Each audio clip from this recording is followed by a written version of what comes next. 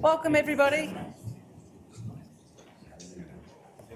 I'm delighted to welcome you all to the launch of John Andrews, Architect of Uncommon Sense, an exhibition celebrating the extraordinary work and global impact of one of Australia's most significant, yet still sadly under-recognised architects. The exhibition will run from Saturday, 27th of July 2024 through to Friday the 30th of August. Before we begin, I'd like to acknowledge the traditional custodians of the land in which we gather today, the Wurundjeri people of the Kulin Nation, and I pay my respects to elders past, present, and recognise their continuing connection to land, waters and cultures, as well as the important role of Indigenous knowledges in the Academy.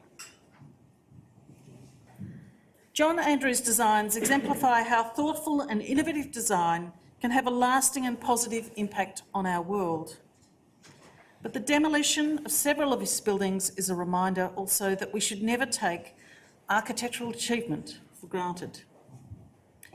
And the exhibition that we see tonight has travelled a remarkable journey from Harvard to Sydney and now through to our institution. And I extend my deepest thanks to Paul Walker and Kevin Liu for their expert curation, which has brought this exhibition to life and allowed us to experience the breadth and depth of John Andrews' extraordinary work. I'd now like to welcome Professor Paul Walker, who will introduce our distinguished guest speaker for this evening, Noritaka Minami. We are fortunate to have them with us here tonight to share their insights and knowledge. And thank you for celebrating the legacy and influence of John Andrews. Please enjoy the exhibition and the evening ahead. Paul.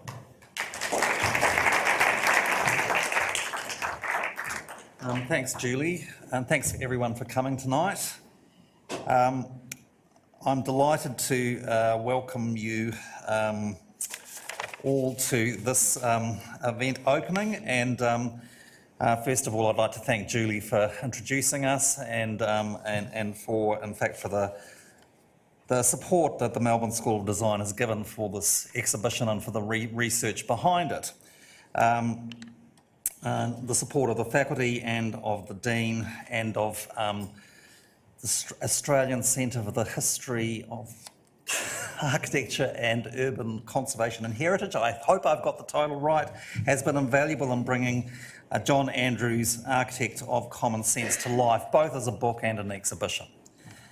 And a special thank you to the Dulux Gallery and the team that hosts the Dulux Gallery shows for providing such a fantastic space and support for the exhibition. I'm very grateful to my co-curator Kevin Liu for his collaboration and expertise, and to Willis Kingery for his outstanding typography work. So both Willis and Kevin are with us tonight. So, and I think you'll have an opportunity to introduce yourselves to them at the exhibition afterwards. As Julie mentioned, this exhibition has had an impressive international journey, travelling from Harvard to Sydney and now here to Melbourne. I'd like to express my gratitude to the Dean of Harvard's Graduate School of Design, Sarah Whiting, and the GSD's exhibitions manager, Dan Borelli, for their support in this endeavour. Additionally, I want to thank the Melbourne School of Design exhibitions team for their excellent work in installing the exhibition here. The GSD in 2023 also published the book John Andrews, Architect of Uncommon Sense, which I edited. And I'd like to thank the publishers at the GSD, Ken Stewart and Marielle Suba, and the other contributors to the book, Philip Goad, again, Philip's here tonight, Mary Lou Lobsinger, Paolo Scrivano, Peter Scriver, Anthony Moulis, and Noritaka Minami, who I'm introducing you to now. The exhibition is partially funded by the Jock Simi Architectural History, Urban and Cultural Heritage Research Fund, and as I said before, the Australian Centre for Architectural History, Urban and Cultural Heritage. ACHH is such a mouthful, but anyway, I think I've got it right now. And really their generosity has been instrumental in furthering knowledge and access to architectural history, conservation and heritage. And I really want to thank Richard Simi, Jock Simi's grandson, who I met today and took through the exhibition. It's very gratifying to get the support of philanthropists in supporting our work. I'd also like to thank Open House Melbourne for their promotion of the exhibition. Your efforts have helped us to reach a wider audience and share the significance of John Andrews' work. We've got an exciting lineup of events planned in conjunction with this exhibition in partnership with Parla and with Docomomo, and I encourage you all to check out the program and join us for further discussions and events over the next month. Now, the exhibition and accompanying book feature specially commissioned photography by Noritaka Minami, an Associate Professor of Photography in the Department of Fine and Performing Arts at Loyola University in Chicago. And Nori is really well known for his work, particularly of Kisho Kurokawa's Nagakin Capsule Tower in Tokyo, a significant building in Japanese Metabolist architecture that was unfortunately recently demolished. And, you know, so we're looking somewhat at the conjunction of the demolition of buildings by two very significant architects, one Japanese and one Australian. His contribution to the book, John Andrews, Architect of Uncommon Sense, includes a suite of images of John Andrews buildings in Australia, the United States and Canada, showcasing their current condition. And a selection of these photographs is in the exhibition upstairs, which you'll be able to see later. And with that, I would like to invite Nori to take the stage. Nori, thank you very much.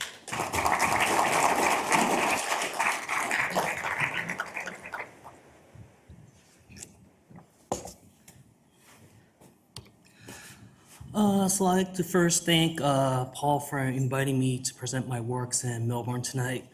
I'd like to also thank Kevin for the invaluable help he provided me while developing this photographic project that's featured in the book, John Andrews, Architect of Uncommon Sense, and the exhibition that's now open here at this university tonight. The photographs included in this book are from a project commissioned by the Harvard University Graduate School of Design in January 2022. I then spent the next half year documenting the major works of John Andrews that remain in North America and Australia.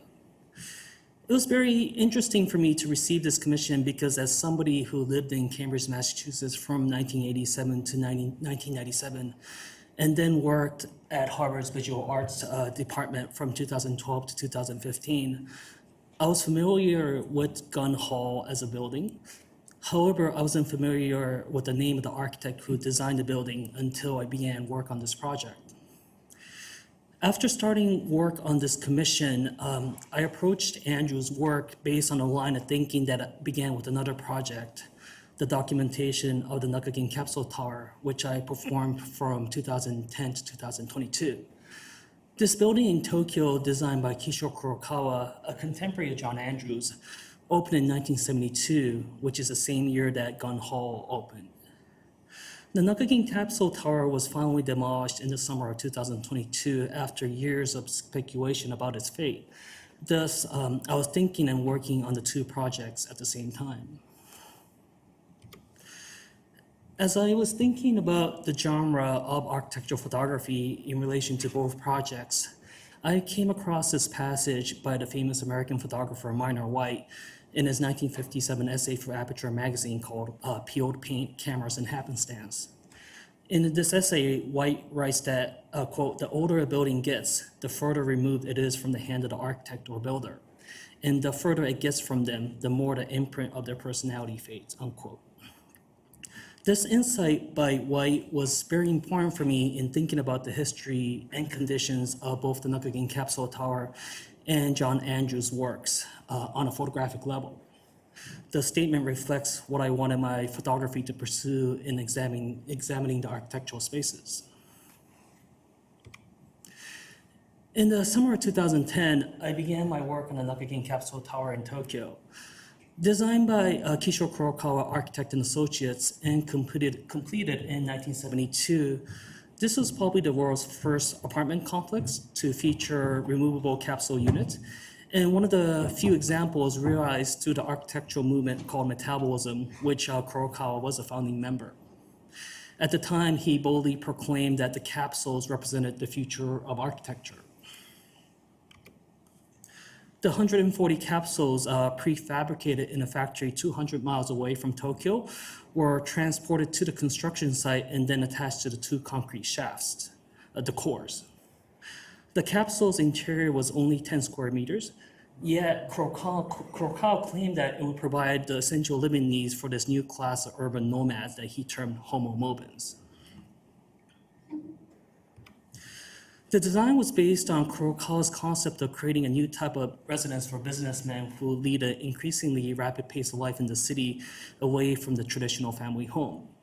He believed that capsules maximize the industry's capacities for mass production and provided a flexible living space for society becoming increasingly mobile in the information age. Built directly across the recently opened Tokyo Expressway, the tower stands at a strategic location to advertise the capsule as a new form of urban living. The following color photographs of the capsule tower were taken by the noted architectural photographer Tomio Ohashi in 1972, immediately after the building's completion. These photographs are often used to this day in publications that introduce this building and Kurokawa's career. In this photograph shot in 1972, the capsule tower is the tallest structure in this area of Ginza district. In the short text that I wrote for the John Andrews book, I discuss how it's common practice to document a building upon its completion to create formal records of the architect's work. Carefully composed photographs are selected to promote the new structure. And in that instance, the architectural photographer's camera captures that building in what will likely be the most pristine state of its existence. Withering and stains that inevitably arrive with the passage of time are not present on the surfaces. The structure has yet to encounter circumstances beyond the anticipation or control of the architect. These photographs depict the building at the start of its life and before it begins to accumulate history. These photographs show the capsule furnished. However, the scene was staged for the camera by Kisho Kurokawa Architect and Associates. They do not show a space lived in by an actual resident. What's not as established in architectural photography is documenting what becomes of a building after the years have passed. Yet, how a building ultimately performs as a work of architecture can only be determined after it exists in the world and is used by people over a length of time. In the case of the Nagakin Capsule Tower, because Kurokawa proposed a particular vision of the future through its design, my project began with a very simple question. What happened to a building that proposed a vision of the future after that future never arrived in society at large? So the following are a selection of photographs I took of the Capsule Tower from 2010 to 2022. This photograph from 2013 shows the city of Tokyo followed a different trajectory than the one envisioned by Kurokawa in 1972. Despite his proclamation that the capsule was the architecture of the future, this style of building construction never became established in Japan. The economic conditions and priorities for architecture changed in the 1970s following multiple oil shocks. In the photograph, the building is surrounded by various styles and scales of architecture that were constructed around it after 1972. The building had turned into an anachronism in the landscape, out of place and out of time with what had developed over the decades. This is a photograph of the facade as it appeared in the summer of 2010. You can see in this photograph the weathering on the capsules that had occurred through, at that point, 38 years of existence at this location. The capsules on the tower were intended by Kurokawa to be replaced every 25 to 30 years or so as a process of carrying out the metabolist regeneration. However, the capsules were never replaced after the building first opened in 1972. The apartments, intended as flexible living spaces that are highly adaptable to changing conditions, were still stationed at their same positions until the building was finally demolished in 2022. In this project, I photographed the interior of capsules with a straight-ahead shot towards the window and often paired it with a straight-ahead shot of one or more of the side walls. The repetition of this approach throughout the series allows for the comparison of different capsules. I wanted to show a diverse range of capsules to form a nuanced portrait of the building that couldn't be reduced to simple descriptions or assumptions. This capsule, photographed in 2010, retained most of the original 1972 interior: the bed, the side console units, the Sony color TV, the retractable disc, clock, Sanyo refrigerator, and the Daikin air conditioner. This was a capsule that also retained most of the original interior furnishings.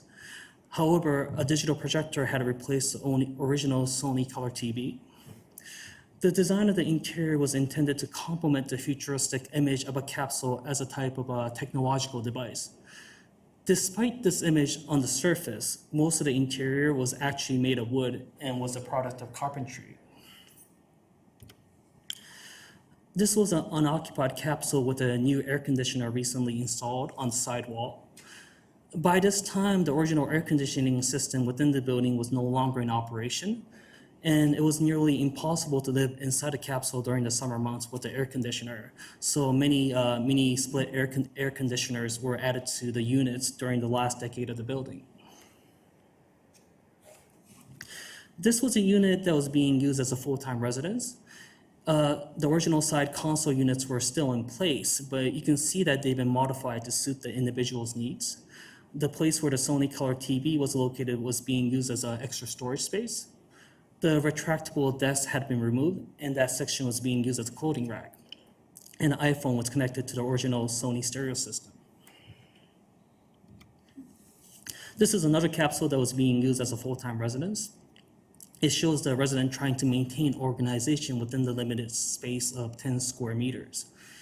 People who lived here full-time had to be creative in using the available space within a capsule. In this photograph, the original side console units were removed entirely to increase the floor area within the capsule. Since all the capsules were nearly identical to one another in terms of basic shape and square footage, each unit became an interpretation by that resident to make the most out of that space. This was a capsule rented by an architect. You're able to get a sense of the person's background by the way in which the interior is organized, as well as the books that are part of the collection. This capsule featured a bookshelf made of reclaimed wood that were found around the neighborhood. Its handmade quality is quite different from the sense of futurity represented by the original side console unit. The aesthetic sensibility of this capsule's furnishings and the books dates back to an era before the construction of the building itself. This capsule was in a rundown state due to the extensive water damage from the exterior. One of the side views shows the air conditioner ripped off the wall, and you can also see the asbestos that was used as fireproofing behind the wooden wall sheeting and framing. At first glance, this capsule also seems to be in a state of ruin, but was actually photographed before the renovation work was set to begin. As mentioned before, despite the futuristic image of a capsule, the interior was constructed out of traditional materials and techniques, meaning wood and carpentry. So this idea of futurity with these capsules was more about what it aspired to be than what it was in reality. The project on the capsule tower began in 2010, at this moment where the building faced the threat of demolition to make way for a conventional apartment complex that would, in theory, maximize the land's real estate potential. I started documenting the building as a response to its potential disappearance, and I established the premise that I would work on it as long as the building existed. Because this project stretched for more than a decade, I inevitably recorded the passage of time to the changes that occurred at this site.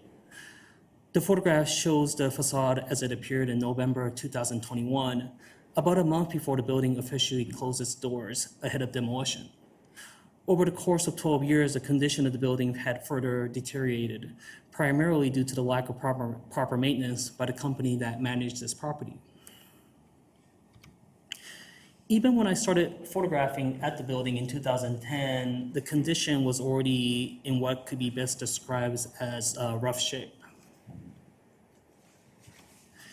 The building's condition gradually deteriorated over that decade, especially in common areas like the passageways and the staircases. In this photograph shot on the bridge that connected towers A and B, the pipes are exposed and leaking. The lack of basic maintenance by the company that managed this property accelerated the deterioration and drove away the tenants so that it cleared the way for the demolition. There was a limit to how long this building could have realistically lasted without renewing all the capsules attached to the cores and overhauling the infrastructure that serviced them. The capsules were finally removed from the concrete cores during the summer of 2022. However, the building was being demolished instead of the capsules undergoing the metabolist concept of regeneration. This photograph shows one of the capsules after it was lowered to the ground. This unit was set to be dismantled, and ultimately about 30 out of the 140 capsules were saved for preservation. The capsules survived 50 years at this location, exposed to the elements and without sufficient maintenance. It also survived numerous typhoons and earthquakes. Yet, once the dismantlement began on a capsule, the entire work was over in less than half an hour.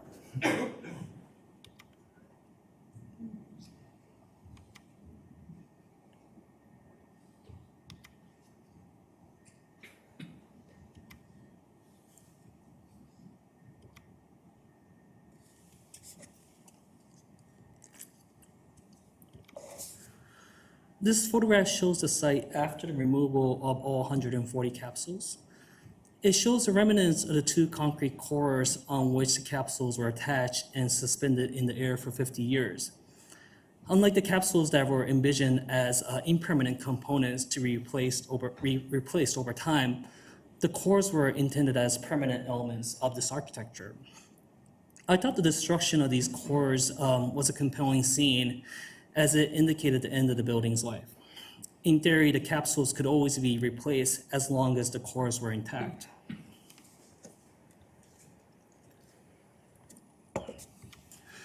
The image of a building in ruin serves as a segue to the portion of my talk on documenting John Andrews' works, as some of his major projects have also faced a similar fate as Kurokawa's Capsule Tower after the turn of the century. Andrews' buildings were destroyed even though they were newer than the Capsule Tower at the time of their demolition. Because their designs were less idiosyncratic than the experimental structure in Tokyo, they also had more service life left as buildings. This photograph shows one of the wings at the Cameron offices in Belconnen undergoing demolition in 2007.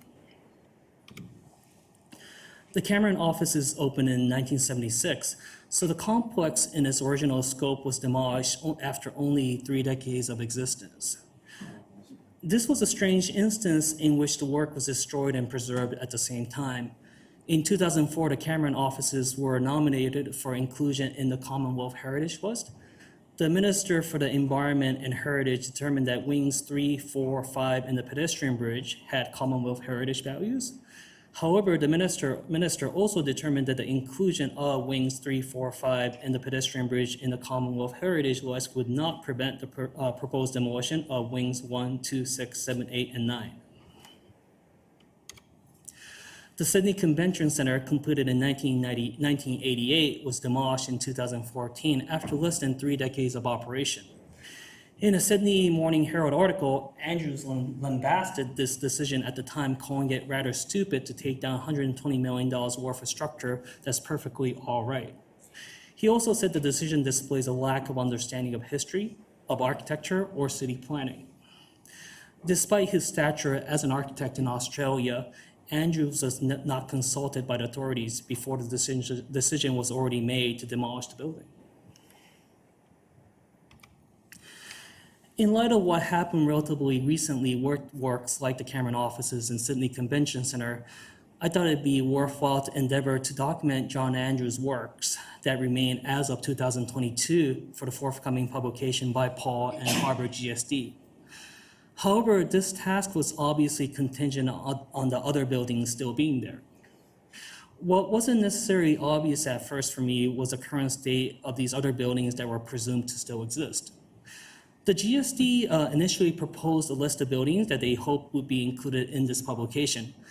However, as I began preparations for the work, I found out that it was no longer possible to photograph some of the sites on that list. They had been recently demolished or significantly altered without much fanfare. The Miami Seaport Terminal was initially on the list of buildings to document for this book. On the screen is a Google Street View of what was left of that distinct roof that Andrews designed for the cruise terminal completed in 1970. This S-curve roof with an elevated walkway inside one stretch across most of the terminal complex. And what Andrews' design had become obsolete long ago as the cruise ships continued to expand in size far beyond the original design's capacity. So this small remnant still existed as of February 2021 when the street view was taken and was being used as a canopy for cars at the parking lot. The terminal was undergoing a major redevelopment again, and this remnant was gone by the time I began the project, which was only a year later.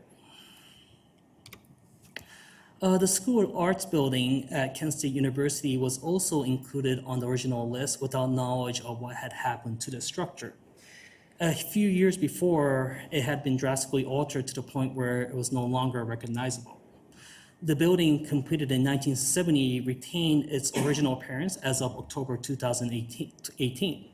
But by October 2020, extensive renovations transformed the art building into what Kent State University now calls a design innovation hub. The exterior renovations involved the complete removal of the original facade, which consisted of translucent panels. And this is a material that Andrews used in other major projects from this period, such as the D.B. Weldon Library and the Grove South Residences. Considering what happened to these buildings by Andrews, I'd like to return to the earlier quote by Minor White.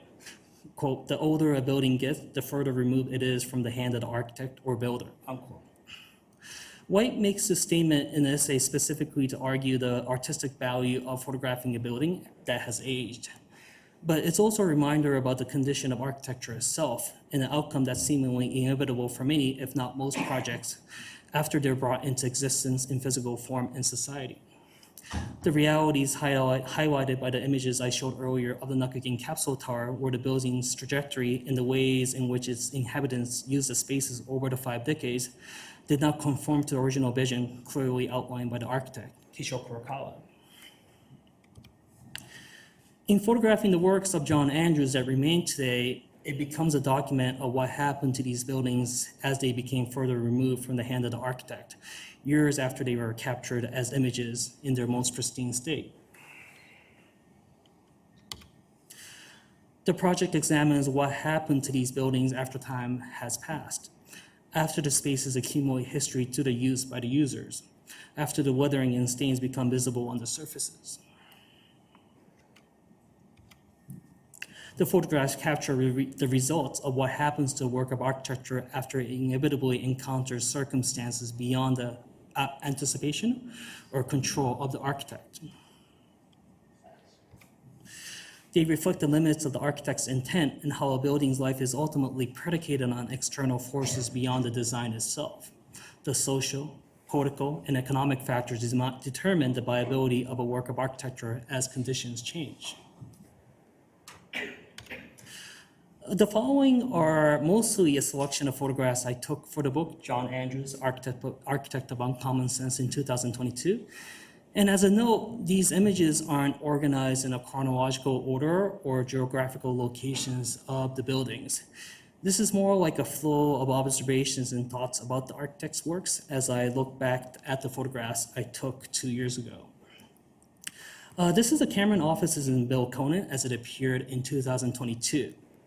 The vantage point of this particular photograph is very similar to the one captured in the photograph from 1972 that was shown just a moment ago. It may have been shot in the same interior courtyard as the earlier photograph.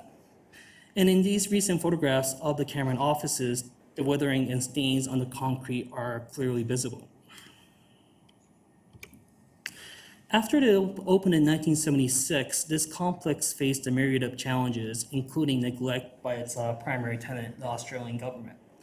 The shopping center that was crucial to the pedestrian traffic envisioned by Andrews to activate this space was also relocated from the planned site. The federal government announced in 1997 that it would vacate the property and then sold it to a private developer in 2000. However, this massive complex was originally designed to house the federal bureaucracy that was being expanded in the 1960s. It was going to be extremely difficult to find new tenants that would make use of all the available spaces in this megastructure. From 2007 to 2008, wings 1, 2, 6, 7, 8, and 9 were demolished, while wings 3, 4, 5, and the pedestrian bridge over Cameron Avenue were preserved. Perhaps preserving the 3 wings and the pedestrian bridge were intended as gesture of historical preservation. However, this complex exists today in a significantly compromised state as Andrews' design was contingent on the numerous components stretching across the landscape to form a megastructure. One also questions the significance of what was lost through this demolition when you consider that the spaces were cleared to make way for a nondescript surface parking lot and contemporary apartment buildings that you can find in many other cities across the globe. What remains of the Cameron offices today show subtle but visible signs of the sections that used to be there but were severed off through the demolition work. This photograph captures signs of the pedestrian bridge that used to connect wing 3 with wing 2, but is now just a dead end. This is a pedestrian ramp that used to connect wings 5 and 6, and is also now blocked off. You can see the slight difference in the color and texture of the concrete plate that is used to block off the passageway. These are traces of the glass-encased pedestrian bridge that was originally above the courtyard between wings 5 and 6. This is an exterior shot of the Calm offices completed in 1981. Located to the south of Belconnen, what was built here was a significantly scaled down version of the original proposal by Andrews from 1973 that consisted of 26 octagonal shaped office pods. Ultimately, only 3 pods were built on this site. It seems rare for many architects, including Andrews, to ever have the full scope of their master plan realized.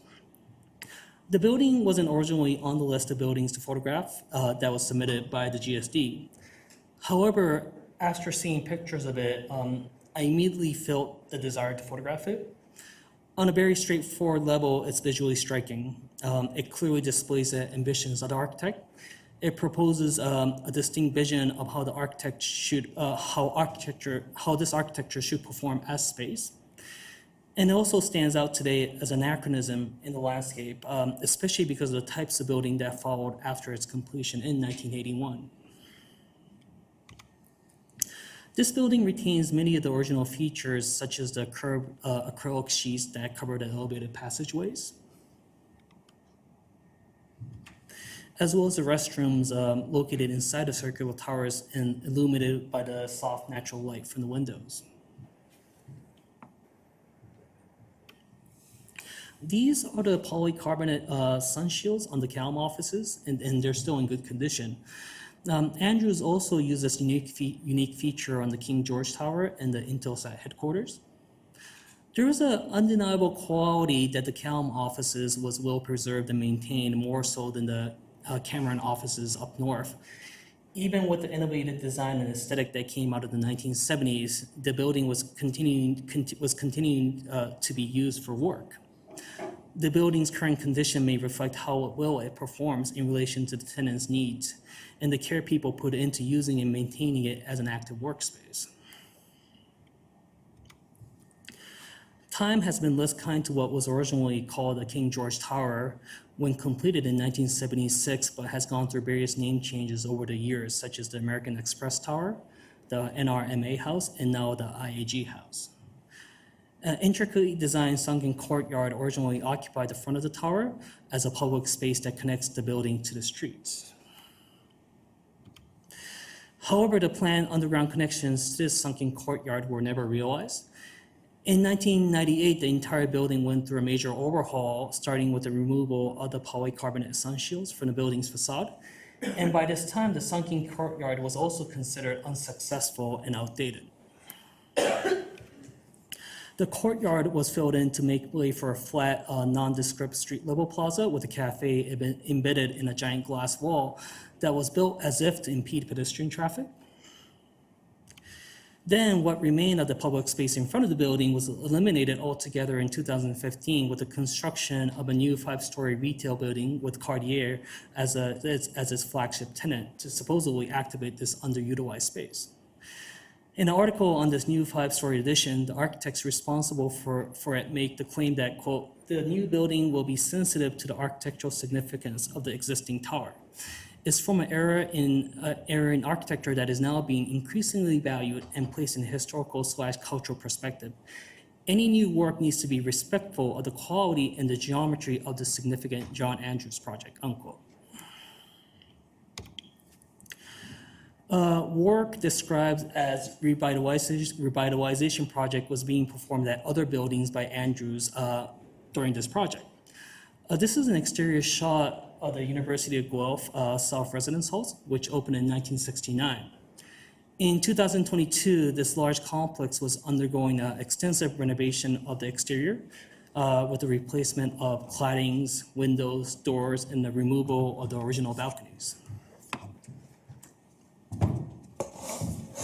Designed to house over 1,800 students, it was hailed at the time as a state-of-the-art accommodation and is still the largest single student housing complex in Canada. This photograph was shot at a moment where most of the original concrete facade was still visible before the sections were covered up by the new metal cladding to make the building look sleeker and more contemporary. The D.B. Walden Library at Western University in Canada, completed in 1971, was also a construction zone at the time of this photograph. This dramatic view was visible for decades from the green space situated by the library, but a new 100,000 square foot building for entrepreneurship and innovation was being built on the space where the green space used to be. The interior of the library was also undergoing construction work.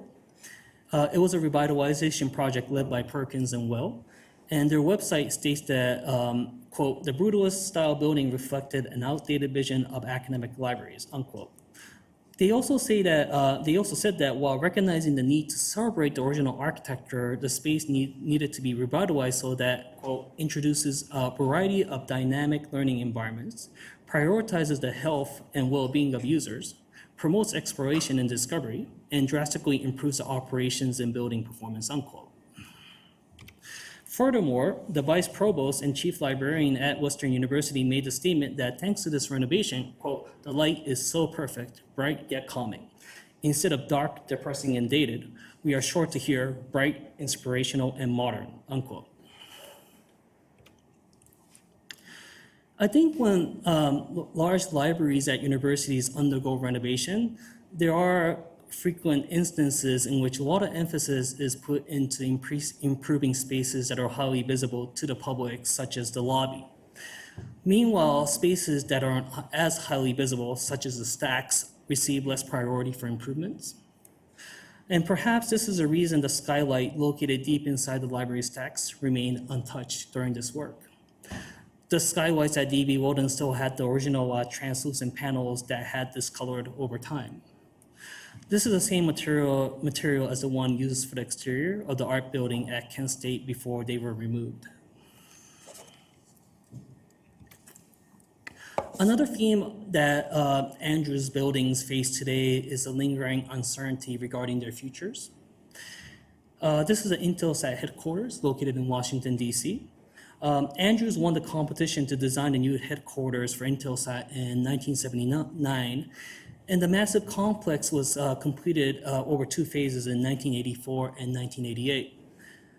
Intelsat, which stood for International Telecommunications Satellite Organization, originally operated from 1964 to 2001 as an intergovernmental consortium that owned and operated a fleet of communication satellites. It was an initiative started by John F. Kennedy. Intelsat required the building to be energy efficient with at least 70% of the office space to have natural light and a view of the outside. The exterior still had the polycarbonate sun shields that were also used at King George Tower and the CALM offices, and they were in good condition. In 2001, Intelsat was privatized as the international satellite market had become fully commercialized. This new private company no longer needed a headquarters of this scale and sold off the building in 2012. As a building with a floor area of 917,000 square feet and was designed for the needs of a Cold War era intergovernmental organization, it has faced challenges in finding a new tenant that would find use for such a massive structure. This was similar to the situation with the Cameron offices after the original tenant, the government, vacated the space. In 2019, Whittle School and Studios, a private for-profit global school for students aged 3 to 18, leased a major portion of the building to house its new campus in Washington, D.C.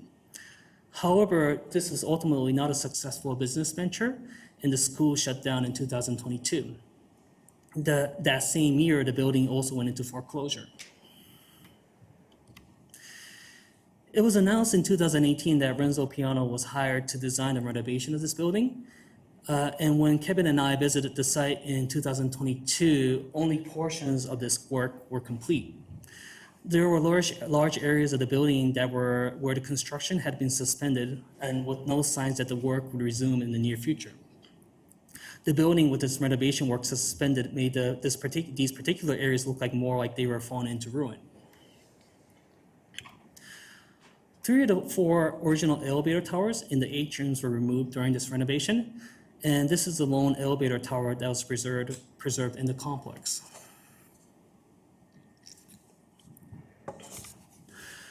The Octagon in Impermanence, completed in 1990, was designed with many similar features as the Intelsat. This 7-floor office complex features 2 glass atriums formed by octagonal office pods. An elevator tower is underneath each atrium. The Octagon is the youngest building photographed for this project and was completed towards the end of Andrew's career as an active architect. When I visited the office building, it seemed to be in good shape and close to, if not fully occupied by tenants. As Andrew said with the Sydney Convention Center, it seemed perfectly all right. However, plans to demolish this building and redevelop the site was announced in 2020. And this June, an update revealed that Octagon could be cleared to make way for a mixed-use development that consists of a 47-story tower and a 30-story tower. The statement of environmental effects for this proposed development states that it will, quote, capitalize on the site's strategic location, as well as deliver several public benefits, including an upgraded and connected public realm, unquote. This is a photograph of the interior courtyard between the 2 glass atriums, open to the public.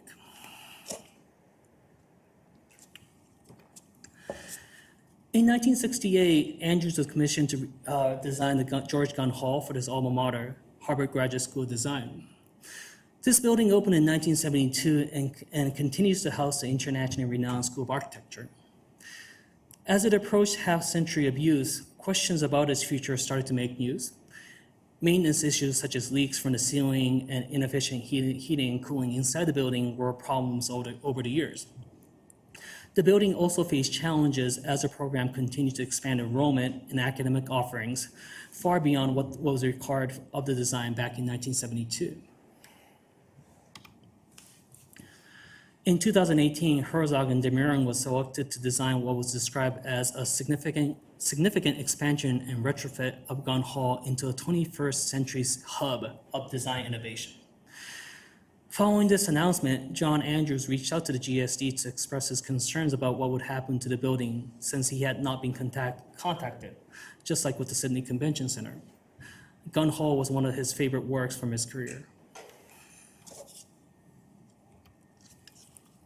Ultimately, no action was taken with the Herzog and Demiron proposal from 2018.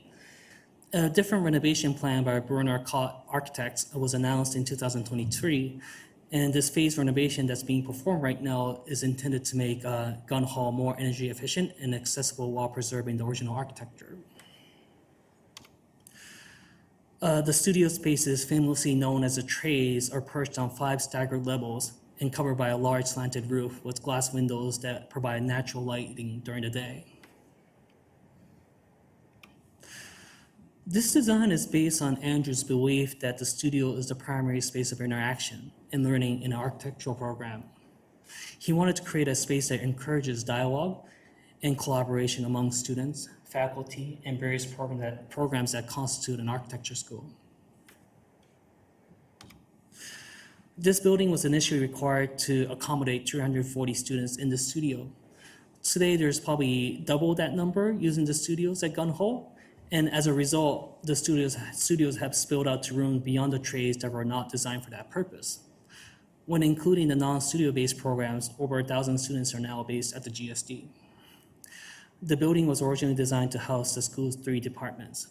Over the years, the GSD has expanded to include programs on architecture, landscape architecture, urban planning, urban design, real estate, design engineering, and design studies.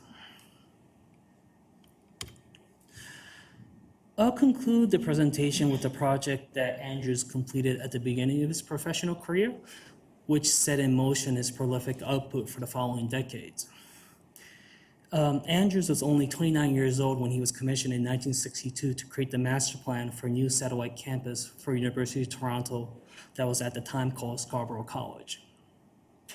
The buildings needed to be designed and completed in an extremely limited amount of time before the college was set to open in the fall of 1965.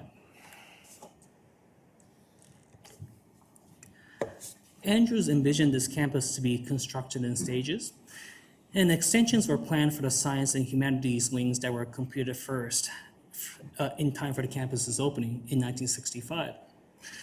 However, the planned extensions at Scarborough College were never realized. In the photograph on the right, the end of the humanities wing seems to stop abruptly and has an unfinished quality that it was intended to be extended in the future.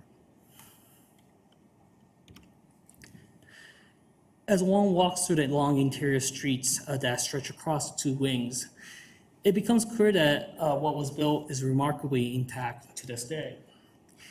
Even though Andrews' original master plan for Scarborough College was never realized in its entirety, this very first major project that he completed seems to be the least affected by circumstances that were out of his hands as an architect. The closed-circuit television teaching system that the building was designed for only lasted for a few years, but the complex continues to be used for its intended purpose as a space of learning. There hasn't been heavy-handed measures to impose on it to revitalize the spaces like D.B. Weldon or King George Tower. It feels almost unimaginable that these imposing spaces formed by concrete would come down anytime in the near future, like what happened with the Cameron offices or the Sydney Convention Center. This is a building where the school originated after all.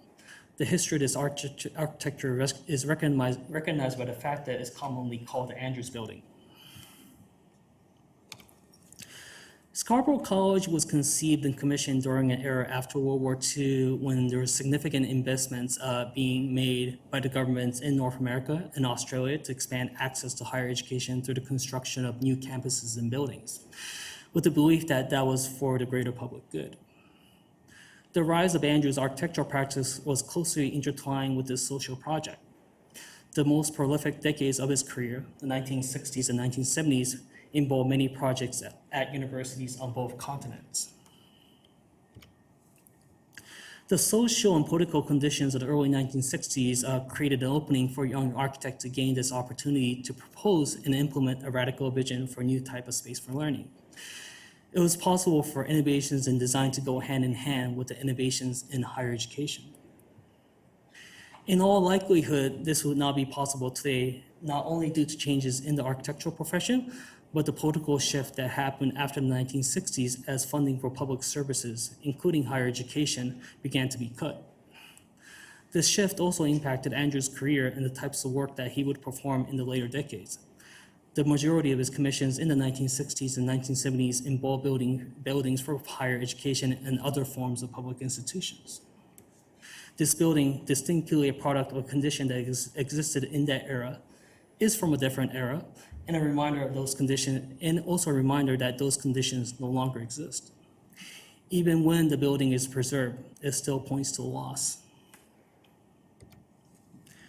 For me, what's interesting about photography beyond its ability to create visual images is its sense of engagement with temporality. This is often described as the indexical quality of the medium, capturing an imprint of a particular moment as a record, even as that moment recedes further into the past. This engagement with temporality may be why photography is especially suited to examining the built environment. In the case of the Nagakin Capsule Tower, the camera examines a product of a particular moment in post-war Japan that has passed, right as it faces its own disappearance. The lens examines traces occurred within the compressed spaces of the capsules through time, until it's no longer possible to photograph them. And in the case of John Andrews, the photographs highlight the various lives the building experienced after their completion. After they leave the hands of the architect and exist over time, they inevitably encounter circumstances beyond the anticipation or control of the architect. Whether the building is demolished or preserved in some form, there's inevitably a type of loss. Photography is often used consciously and unconsciously with the desire to preserve something in perpetuity as an image. Yet, photographs highlight the impermanence of things before they too disappear in the future. Yeah, so that's my talk.